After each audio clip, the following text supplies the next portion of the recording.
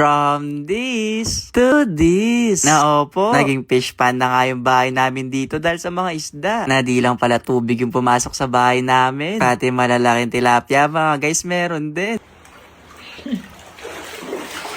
Yes, may ulam na kami.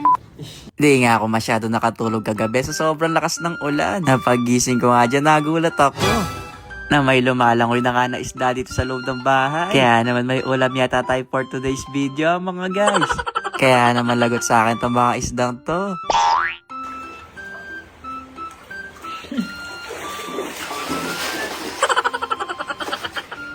Medyo maliksi nga yung mga pumasok na isda sa bahay. Ang hirap ulihin na pumasok talaga yan mga guys. Baka sabihin nyo nilagay ko yung mga to. Eto isa mga guys, medyo malaki siya oh. Parang masarap yata ito gawing inihaw.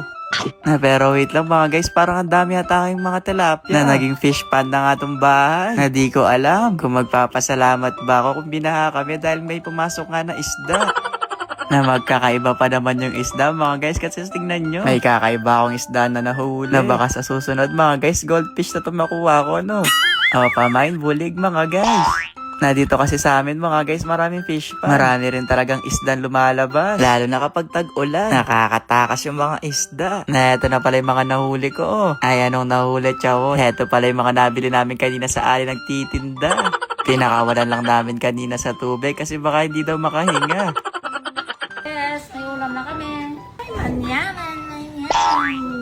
Sinamamat boss nyo na din daw pala magluto dito. Kaya magtitinda muna siguro ako. Pero habang walang bumibili mga guys, house tour ko muna kayo dito sa resort namin. Ako naghahanap pa nga ng private villa. Eto, pwede ka dito.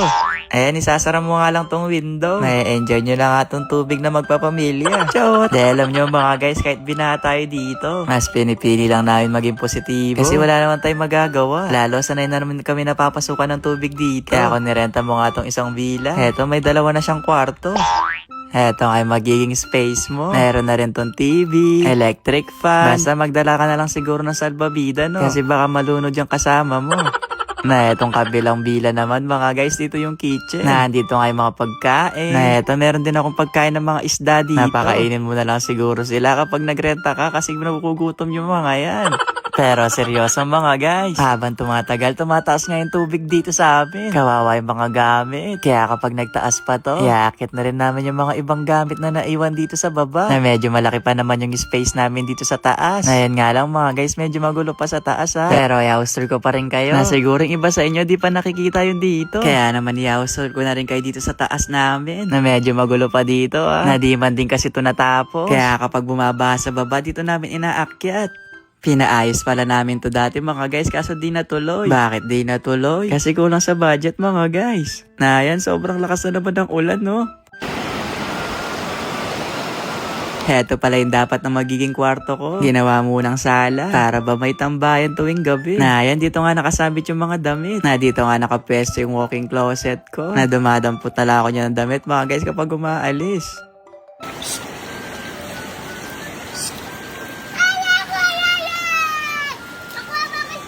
Ha? May isda na.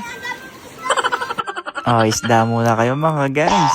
Chot! Stay safe po sa ating lahat. Basta ayun lang. Bye-bye!